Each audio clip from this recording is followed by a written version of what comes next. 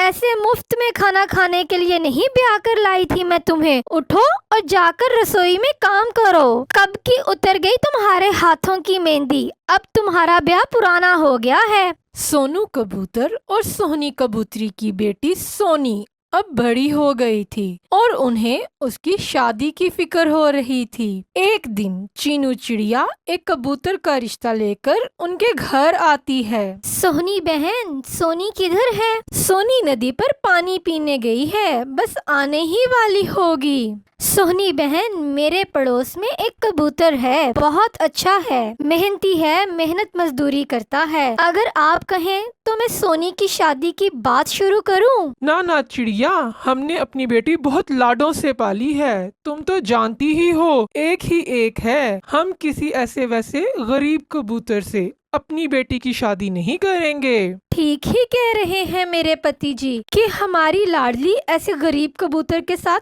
कैसे अपनी जिंदगी गुजारेगी। जैसे आपकी मर्जी, मुझे तो वो कबूतर बहुत अच्छा लगा था, इसलिए मैं आपके पास चली आई। फिर चिड़िया अपने घर चली जाती है। दूसरे ही दिन सोहनी कबूतरी अपनी बेटी के साथ नदी पर पानी पीने आती है कि एक कबूतर और उसकी माँ आ जाते हैं। आंटी, सागर वाले जंगल को यही रास्ता जाता है क्या? हाँ हाँ बेटा, यही रास्ता जाता है सागर वाले जंगल को। मैं और मेरा बेटा साथ वाले जंगल से आए हैं, रिश्ता देखने गए थे अपने बेटे के लिए, पर अंतु वो कबूतरी जरा प्यारी ना थी। सोहनी भी अपनी बेटी का रिश्ता तो करना चाहती थी, इसलिए सोहनी की दिलचस्पी बढ़ती है और वो उनसे बातचीत बढ़ाती है। हाँ हाँ, आजकल के पंछी तो बस ना पूछें। ये आपके साथ कौन है? ये मेरी बेटी है, सोनी नाम है इसका। क्या शादी कर दी है आपने इसकी? नहीं नहीं, अभी तक तो नहीं की, बस कोई अच्छा कबूतर ढूंढ रही हूँ अपनी बेटी के लिए। फिर तो किस्मत ही मुझे यहाँ ले आई है। मेरा एक ही बेटा है, देखो तो कितना सुंदर है और बहुत अमीर भी है। हमारा अपना घर है और कारोबार भी है, सब कुछ है हमारे पास। क्यों ना तुम अपनी बेटी की शादी मेरे बेटे से कर दो? आंटी, मैं आपकी बेटी को बहुत खुश रखूंगा, मुझे भी आपकी बेटी बहुत अच्छी लगी है। ये सब सुनकर सोहनी की आंखों पर लालच की पट्टी बंध जाती है और फिर ना कुछ जाने ना कोई जांच पड़ताल किए सोनी कबूतरी अपनी बेटी की शादी उस कबूतर से करने के लिए मान जाती है। अगर ऐसा है तो कल फिर आप आ जाइएगा, मेरी बेटी को ब्याह कर ले जाना। मेरी बेटी भी बहुत लाड प्यार में पली बड़ी है, हम भी बहुत अमीर हैं। जहेज की कोई जरूरत नहीं है, हमारे पास सब कुछ है। बाद में अगर किसी चीज की जरूरत हुई तो बता देंगे हम आपको। ऐसे वो माँ बेटा कबूतर वहाँ से चले जाते हैं। फिर घर जाकर सोहनी कबूतरी अपने पति सोनू कबूतर को सारी बात बताती है तो सोनू कबूतर कहता है, ऐसे रह जाते पंछियों का क्या भरोसा। मैंने उसे सब बताया है कि हम बहुत अमीर हैं, फिर भी उसने कहा कि हमें जहेज में कुछ नहीं चाहिए। अगर वो लालची होते तो इस बात से ही पता लग जाता। पिताजी, माँ ठीक कह रही हैं, मुझे भी वो समझदार और पढ़ा लिखा लगा, अमीर भी है, हमें और क्या चाहिए। अगले दिन वो बूढ़ी कबूतरी अपने बेटे के साथ आती है और सोनी को अपने बेटे के साथ ब्याह कर ले जाती है। 2-4 दिन तो उसकी सास और पति उसके साथ बहुत अच्छा बर्ताव करते हैं और फिर उनका असल चेहरा सोनी के सामने आता है। सोनी बेटा,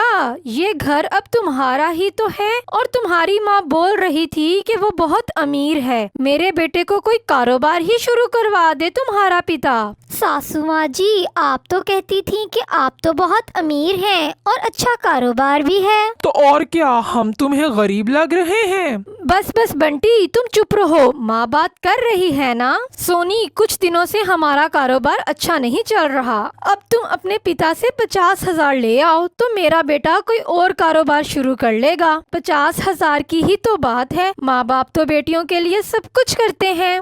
ले आएगी माँ, मेरी पत्नी पैसे जरूर ले आएगी, आखिरकार माँ बाप की एक ही तो बेटी है, इसका ही तो है सब कुछ। सोनी कबूतरी खामोश रहती है। अब जाओ मेरी प्यारी बेटी, ये कौन सा कोई नई बात है? सबके माँ बाप अपनी बेटियों के लिए कुछ न कुछ करते हैं। हमने तो जहेज भी नहीं लिया था, इतना तो ला ही सकती हो ना तुम। सोनी खामोश होकर अपनी मम्मी पापा के पास चली जाती है। बंटी, इतनी ज्यादा सख्ती ना करना वरना भाग जाएगी डर के। अब तो शिकार जाल में फंस चुका है, आहिस्ता आहिस्ता खाएंगे इस शिकार को। सोनी, तुम कैसे अचानक आ गई? सब ठीक तो है ना? मुझे तो तुम कुछ परेशान लग रही हो। माँ, पिताजी कहाँ हैं? वो बाहर गए हैं किसी काम से, आने ही वाले होंगे। माँ, मेरी सासू माँ ने भेजा है। बताओ बताओ बेटी, कैसे भेजा है तुम्हारी सास ने? माँ, मेरी सास 50,000 रुपए मांग रही है। कह रही है कि मेरे पति जी ने कोई नया कारोबार करना है। परंतु बेटा, तुम्हारी सास तो कहती थी कि वो बहुत अमीर हैं। माँ, घर तो ठीक है उनका,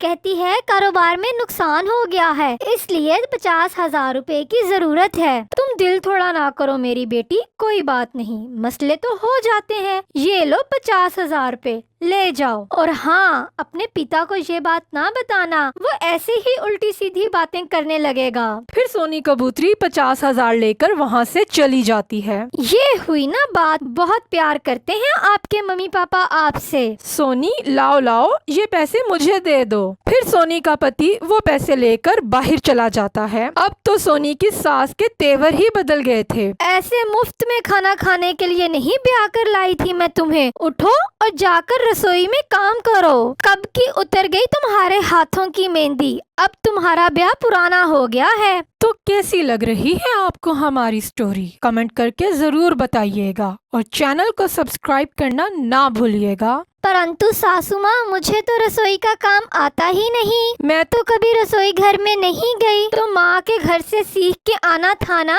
अगर रसोई का काम नहीं आता था तो ब्याह भी नहीं करना था। अब रसोई में काम तुम्हारी माँ करेगी क्या आकर? मेरी माँ का नाम तो ना लेना। तुम तो बहुत गुस्सा करती हो। मैंने अभी रोक रखा है अपने बेटे को, उसका गुस्सा तुमने अभी देखा ही नहीं। मार मार कर तुम्हारे पंख तोड़ देगा और तुम्हें तुम्हारी माँ के घर छोड़कर दूसरा ब्याह कर लेगा। आइंदा मेरे सामने ये कैंची जैसी जुबान न चलाना। सोनी डर जाती है और रसोई में जाकर रोने लग जाती है। अब तो सोनी की सास आए दिन उससे कोई ना कोई फरमाइश करने लगी थी। वो सोनी से गहने मंगवाती है। सोनी की माँ सोनी को गहने अपने पति से चोरी चोरी दे देती है। फिर एक दिन सोनी का पति गाड़ी की फरमाइश करता है। सोनी की माँ उसे पैसे लेकर बेटी को गाड़ी भी दे देती है, परंतु उसकी सास और पति तो रुकने का नाम ही नहीं ले रहे थे। उधर सोनी कबूतरी ने सोनू कबूतर से चोरी चोरी घर में जो कुछ भी था सोनी की सास और उसके पति को दे दिया था, ताकि उसकी बेटी हर तरह से खुश रहे। सोनी, मेरी तिजोरी में जो पैसे थे वो कहाँ हैं? तुमने खर्च कर लिए और मुझे बताया भी नहीं कि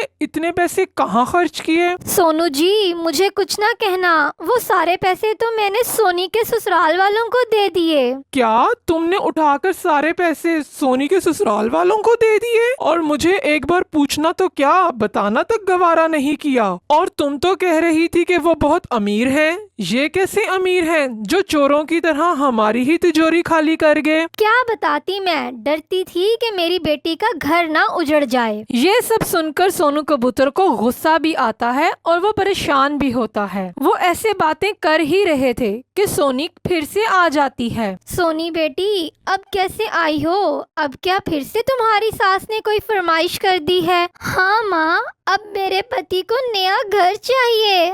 मेरी बेटी, मुझे तुम्हारी माँ ने सब बता दिया है। मैं इतना भी कमजोर नहीं हूँ कि अपनी बेटी को अपने घर रखकर 2 वक्त का भोजन ना दे सकूं। आज तुम वापस नहीं जाओगी। सोनू कबूतर, क्या तुम अपनी बेटी का घर उजाड़ दोगे? बस करो सोनी कबूतरी, जो घर तुमने बसाया है ना ही बसाती तो अच्छा था। उनको तो मैं अब पूछ लूंगा। माँ, पिताजी बिल्कुल सही कह रहे हैं। सच पूछें तो अब मैं भी उस घर नहीं जाना चाहती। मेरी सास और पति मुझे बहुत मारते हैं। फिर सोनी अपने ससुराल वापस नहीं जाती और सोनी को एहसास होता है कि अगर उसने अपनी बेटी की शादी करते वक्त अच्छे से जांच पड़ताल की होती तो आज उसे ये सब ना देखने को मिलता। तो कैसी लग रही है आपको हमारी स्टोरी? कमेंट करके जरूर बताइएगा और चैनल को सब्सक्राइब करना ना भूलिएगा। अगर तुम घर नहीं बैठोगी ना तो मैं नहीं लाने वाली तुम्हारी बारात। लेकर फिरती रहना फिर अपना ऑटो शौक से सड़कों पर। फूफो, बारात तो आपने वैसे भी नहीं लानी थी। अगर आपने लानी होती तो कब की ला चुकी होती। पहले मैं आपको घरेलू लगती थी, बंटी के काबिल लगती थी, फिर बंटी पढ़ लिख गया और मुझे अबू ने पढ़ाया नहीं। एक दिन चीनू चिड़िया को एक कौवी मिलती है। वाह, ये ऑटो तुम चलाती हो? जी आंटी, मैं चलाती हूँ ये ऑटो। तुम्हारे घर वालों ने तुम्हें रोका नहीं ऑटो चलाने से? सड़कों पर जलील होने का शौक किसको है आंटी, पर बस पेट की खातिर करना पड़ता है। 2-4 दिन में छोड़ के घर तो नहीं बैठ जाओगी ऑटो चलाना? नहीं नहीं आंटी, रोटी की खातिर घोंसले से बाहर निकली हूँ। अब बस काम करना है और कोई छुट्टी नहीं। अगर तुम रोज मेरी बेटी को कॉलेज छोड़ के आओ और वापसी पे ले आओ तो मैं तुम्हें महीने के पैसे दे दिया करूंगी। जी जी आंटी, जरूर। मैं आपकी बेटी को सही सलामत ऑटो में कॉलेज छोड़ भी आऊंगी और ले भी आऊंगी। इस तरह चीनू को हर महीने एक खास रकम मिलने लगती है और उसको हौसला होता है। उस रात चीनू अपने घर फल लेकर जाती है। माँ, कहाँ है आप? ये देखें, मैं फल लाई हूँ। वाह बेटी, लगता है तुम्हारा काम चलने लग गया है। हाँ माँ, ये लो पैसे। चीनू की माँ की आंखों में आंसू होते हैं और वो चीनू से कहती है, मैंने तो कभी सोचा भी नहीं था कि तुम भी पैसे कमा सकती हो, घर का खर्चा चला सकती हो। माँ, पैसों की कोई जिन्स नहीं होती, न लड़का पंछी न लड़की पंछी, हर कोई पैसा कमा सकता है। टीटू ने तो इतना पढ़ लिख कर जाया कर दिया। माँ, कोई बात नहीं, आप उसे उतने ही पैसे देना जितने हर रोज देती थी। कोई बात नहीं, भाई है मेरा, एक दिन वो भी कमाने लग जाएगा। फिर चीनू की माँ चीनू के बाप से कहती है, जिसे हमने मुश्किल से स्कूल भेजा, कॉलेज की शक्ल भी नहीं दिखाई, वो आज घर चला रही है। हमने उसके साथ अच्छा नहीं किया और वो हमारे साथ अच्छा कर रही है। सिर्फ अच्छा, अच्छी बेटी है वो मेरी। अगले दिन चीनू जब दरिया पर पानी पीने जाती है तो वहाँ बंटी कबूतर आता है और उससे गुस्से में कहता है, ये तुम क्या करती फिर रही हो? पागल हो गई हो? कब से चला रही हो ऑटो और तुमने मुझे बताना जरूरी नहीं समझा? मुझे अभी देर हो रही है बंटी, जो भी बात करनी है घोंसले में आकर कर लेना।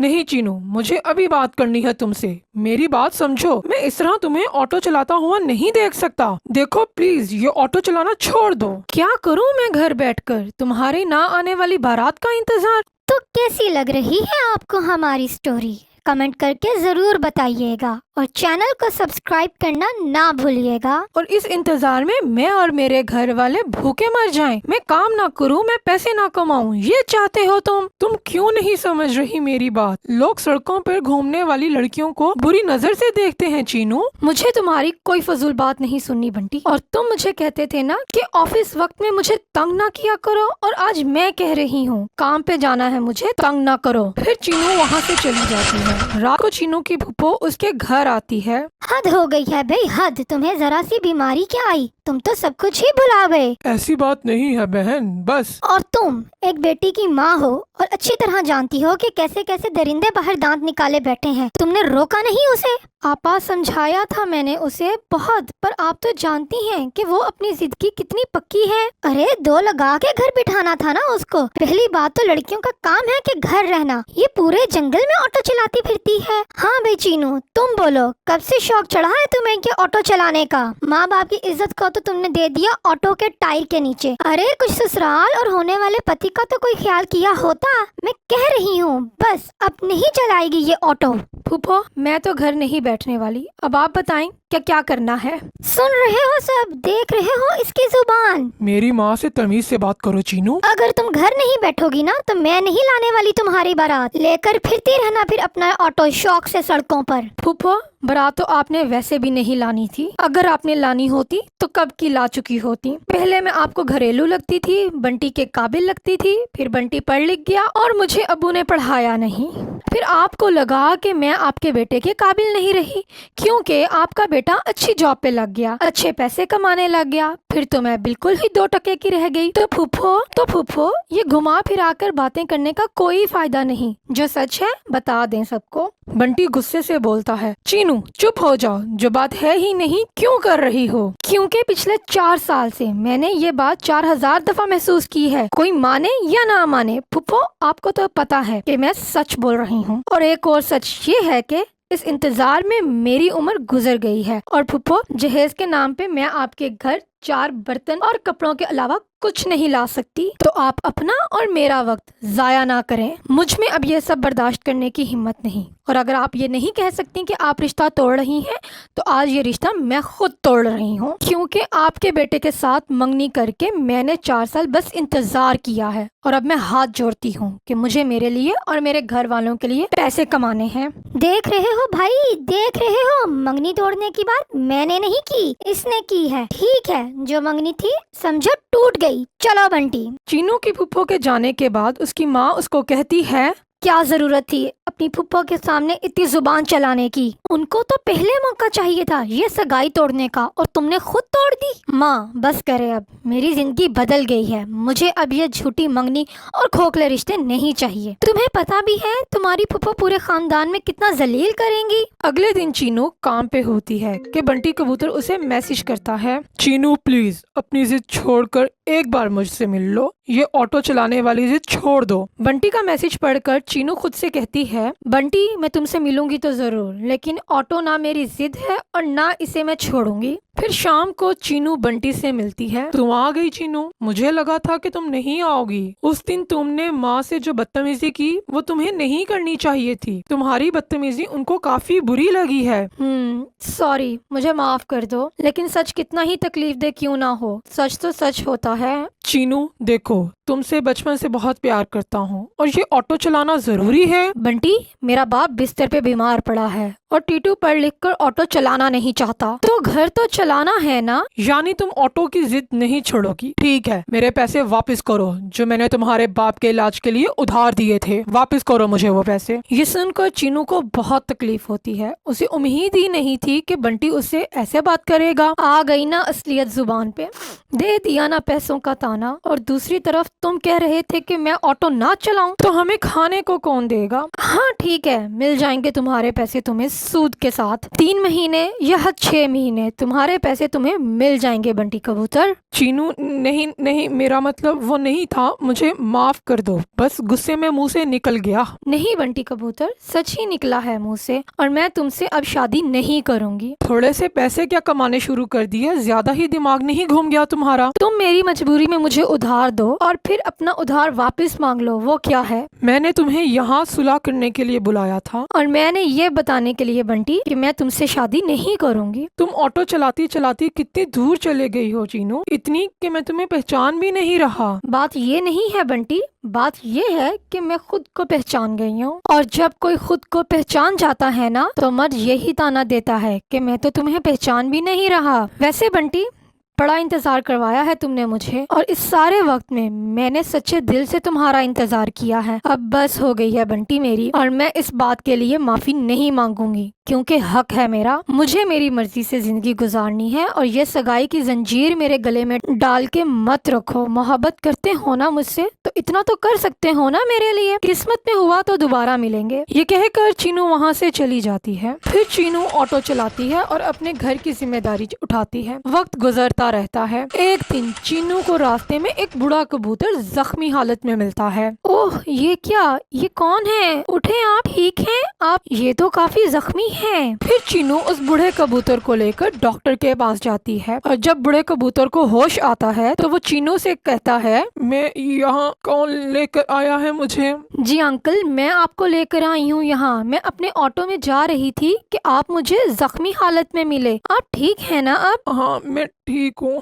अंकल, आप वहाँ ऐसी हालत में क्यों थे? मैं बैंक से पैसे लेकर वापस घर जा रहा था कि चोरों ने मुझे लूट लिया और मुझे मारकर चले गए। चले अंकल, अब आप आराम करें और अपना ख्याल रखें। मैं चलती हूँ, आपके घर फोन कर दिया गया है, वो आने ही वाले होंगे। फिर चीनू अपने घर चले जाती है। एक दिन जब शाम को वो काम से वापस घर आती है, तो वो ही बूढ़ा कबूतर उसके घर आया होता है। ये लें जी, आ गई मेरी बेटी चीनू। अंकल आप यहाँ कैसे हैं अब आप? मैं ठीक हूँ। मैं तुम्हारा शुक्रिया बोलने आया हूँ और मैंने सुना है कि तुम ऑटो चलाती हो अपने पापा का। मैं तुम्हारे लिए एक तोहफा लाया हूँ मेरी जान बचाने का। नहीं नहीं अंकल, इसकी कोई जरूरत नहीं थी, वो तो मेरा फर्ज था। चलो बाहर चलकर अपना तोहफा देखो। जब चीनू बाहर जाती है तो वहाँ एक नई कार खड़ी होती है। ये लो बेटा तुम्हारा तोहफा, और मैं चाहता हूँ कि तुम एक स्कूल बनाओ जिसमें तुम लड़कियों को ड्राइविंग करना सिखाओ। चीनू बहुत खुश हो जाती है। टीटू को भी अपनी गलतियों का एहसास हो जाता है, और जब चीनू की फूफो को और बंटी को ये सब पता चलता है तो चीनू की फूफो अपने बेटे बंटी को कहती है कि